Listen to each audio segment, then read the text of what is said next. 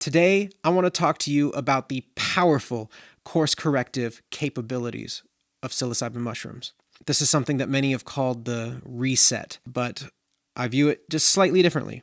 Psilocybin has a habit of setting you straight. It does this in a combination of ways, creating the space inside you, showing you where in yourself or life you're lacking and need to improve, or helping you see large problems that you need to fix sooner rather than later. Let's dive in. You may notice that a mushroom trip will almost immediately expand your depth of thought and emotion. This is useful. It can give you the space you need to explore feelings you otherwise may ignore or feel too big in your day-to-day life to deal with. In this way, you become a bit bigger and are more able to honestly communicate with yourself. This is part of why some people feel overwhelmed right out the gate, especially if there's something large they have been avoiding. But enough heady theory bullshit. Let me give you an example.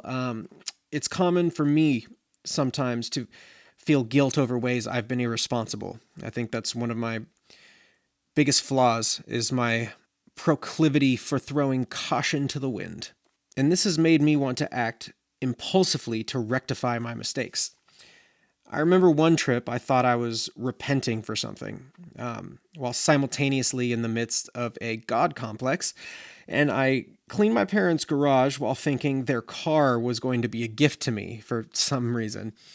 I guess more of like a chosen one complex.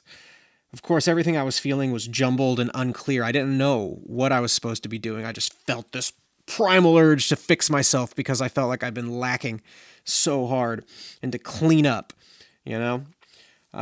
And for the next 3 weeks after that, I took only cold showers because I thought I was supposed to. Like I was repenting and that was some sort of flagellation or something. I don't know.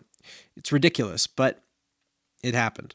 Anyway, nothing I did there was harmful, but it is important to not act rashly. You may feel the urge to immediately try and fix anything that you come across that you don't like within yourself. But very little will actually be accomplished while actively tripping. You need to allow the experience to conclude before you can make sound decisions based on things you felt in a trip. It's good to write these things down as they come up so you can come back to them later, but continue your journey without derailing it. I find that larger experiences are where you most often find the urgent feeling to act immediately. This next one is the same I spoke of in a recent post, but it's applicable here as well. A friend of mine has been sober since his last mushroom experience.